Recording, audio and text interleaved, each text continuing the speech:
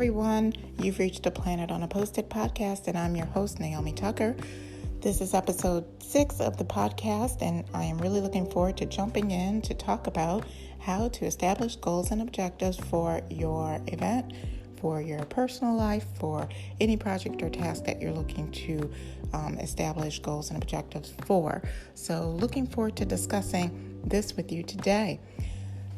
Before we get started, I wanted to go ahead and give you a reminder to like the podcast, to share it, and to subscribe. I also invite you to join us at the blog as well at planetonaposted.com.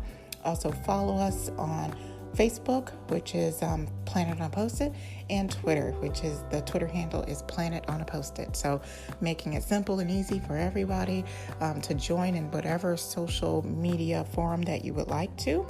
And I also wanted to encourage you to get ready because we'll be having a new book shortly for our Event Profs Book Club. So if you are a reader and if you know others that like to read, we would like for you to join us in reading this book. We're going to have a great new fall selection, which I hope to be announcing soon. So I think we're ready to go ahead and get started. So you know what? Grab a cup of whatever beverage you like and join me as we jump into goals and objectives for your event.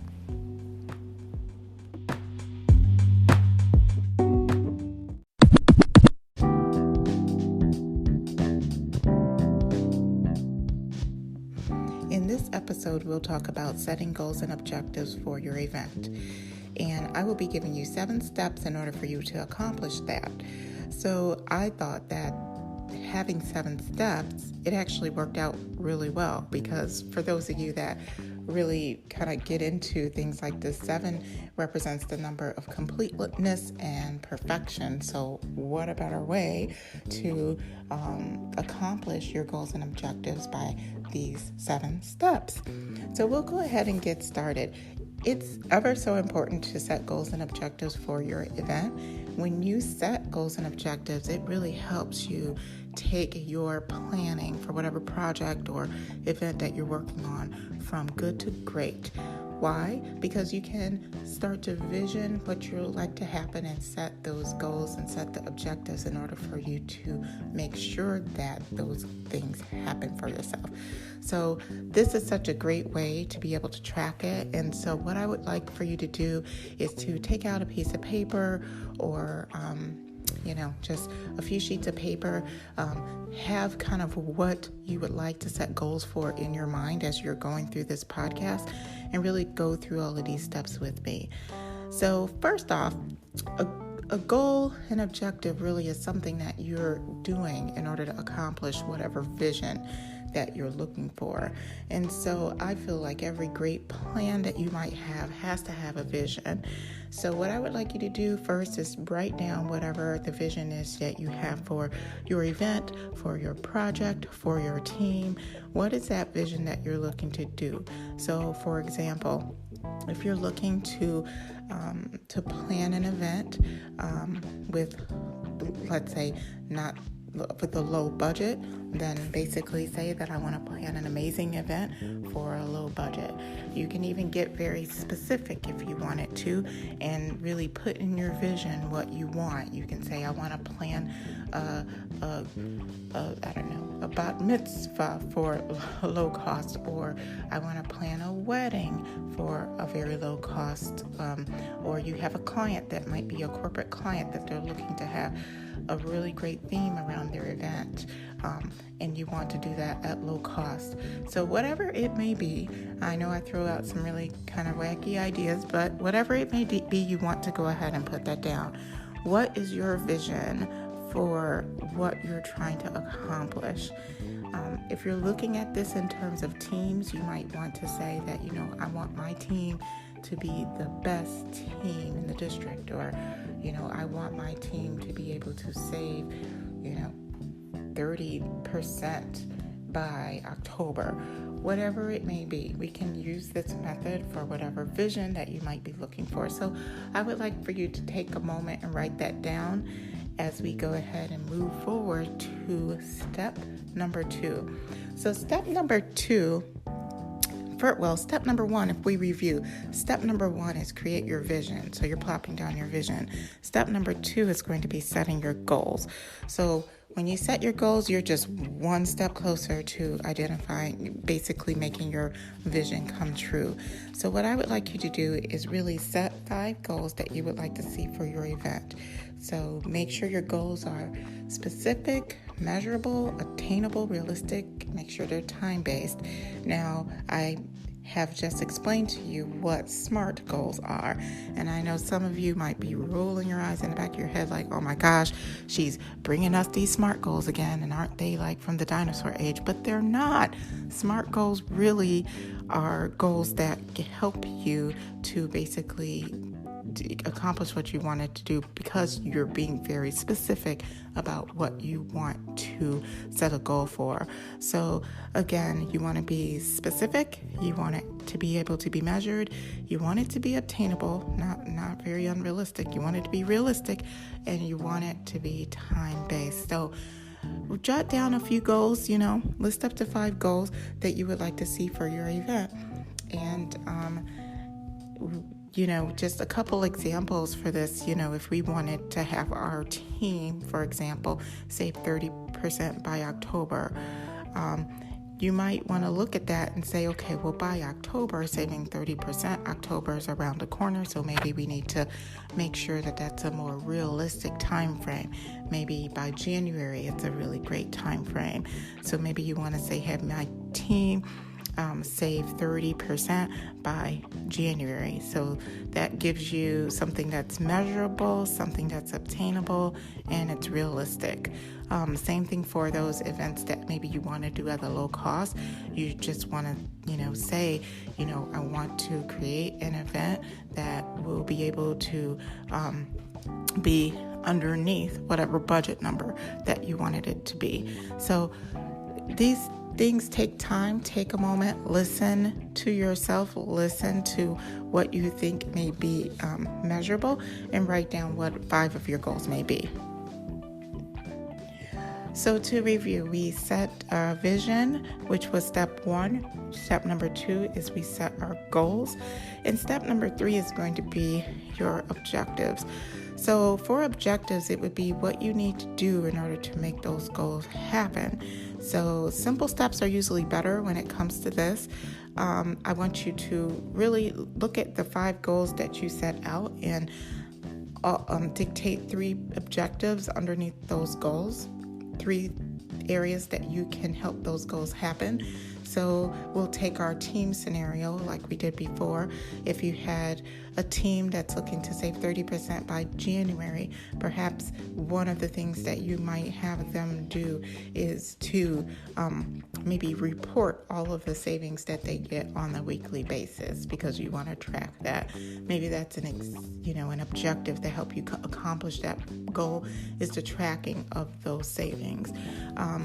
You could also kind of put in there, whatever else that you would think that would help accomplish those savings, or whatever else you might feel that will accomplish that goal.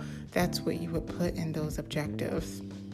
So definitely take the time to script those out for yourself. Sometimes you do have to think about it a little bit more, and thinking about it may take time, but that is something that's a necessary step. It's a necessary step because you want to make sure that you are accomplishing your goals. Sometimes people put these goals out there, especially at the beginning of the year. It's like, I want to shed 100 pounds. Well, if you don't know how you're going to accomplish that goal, it's just really a pie in the sky. It's kind of a pie in the sky goal. So you really want to say, oh, well, I'm going to work out 2 times a week, or I want to shed 100 pounds in 8 months. Put it, be time specific, and then figure out how you're going to do that. What steps are you going to take in order to make that happen? So that would be the objectives. So to review again, we set a vision, which was step number 1. We set our goals, which was step number 2. And then we started our objectives, which was step number 3. So step number 4 is obstacle planning. So sometimes, we set our goals, we set our objectives, and we're tracking towards that. But sometimes it's really good to be able to identify some of the things that will get in our way. And that's what obstacle planning is. You need to be able to kind of anticipate what some of those obstacles may be should they arise, and be able to just understand what those obstacles could be. So during this time, I would like for you to list about 3 things that could happen to help, that would prevent you from making your goals. So write that down, and that would be our 4th step. So again, that's probably a quick step, but it does still take some thought. So again, to review, we did our vision as step number 1, set our goals as step number 2, defined our objective as step number 3, and we anticipated our obstacles, which was step number 4. And then step number 5 is writing down solutions to those obstacles.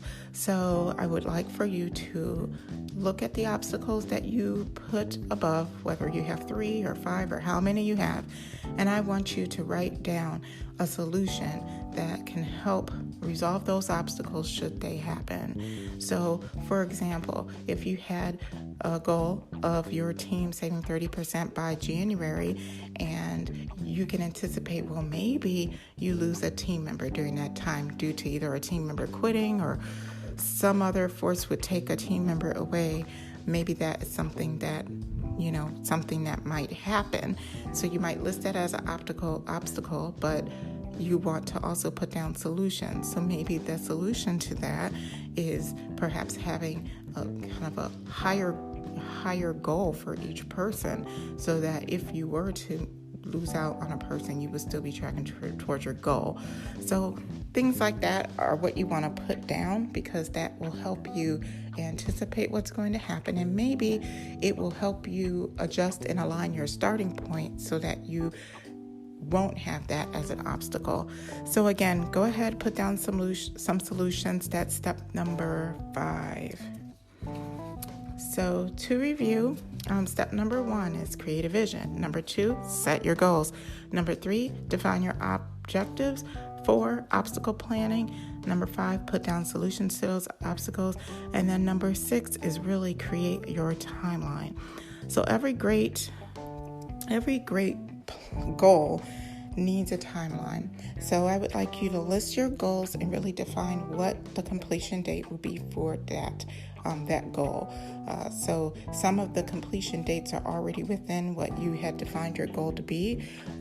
If not, you could put that date if so, but if not, really list a very realistic completion date for the goals that you would like to have, and put that down on your piece of paper, and that would be what your timeline is. Now, some people, again, with a timeline, they kind of don't want to go by the time. They just want to do it in their own sweet time, so to speak. But it's important to have a time frame. It helps keep you focused. It helps keep you kind of tuned in to what's happening, and it allows you to not lose sight of what your goal was in the first place. Because if you don't have a timeline on top of it, sometimes it really just, your goal could go by the wayside. So I want you to be able to complete your goal, so make sure you put a completion date there. So that would be step number 6. So I'll kind of review again. So we did our vision, we set our goals, defined our objectives, we anticipated our obstacles, we put down solutions, and then we've defined our timeline. And so step number 7 is going to be to report and celebrate. So as you're basically going through all of your goals and your objectives, and you're completing each and every one, you need to have a record of when you complete your goals, and you should celebrate every single step along the way. So as you're going through your goals, definitely make sure to report and celebrate, because people with goals succeed because they know where they're going. And if you know where you're going, you want to celebrate what that is. And I want to be able to celebrate with you. So make sure that you're reporting out and celebrating. So this was great. I just want to review some of the 7 ways to set our goals and objectives, and that was number 1, we set a vision. We wrote our vision down for what we wanted to accomplish. Number 2, we set our goals. Number 3, we defined our objectives to meet those goals. Number 4, we had our obstacle planning. Number 5, we did solutions for those obstacles. Number 6, we created a timeline. And then number 7, we created a space to report and celebrate. So that is wonderful. I really hope that was a really great activity for you to work on. And I would welcome for you to leave a voicemail message. If you're in the Anchor app and you're listening to this podcast in the Anchor app, I would love for you to leave a voicemail message and let me know how setting these goals and objectives went for you. I would just love to hear a little bit more about that. But thank you so much for joining and listening to these 7 ways to set your goals and objectives. And I look forward to catching you on the next podcast. Cheers.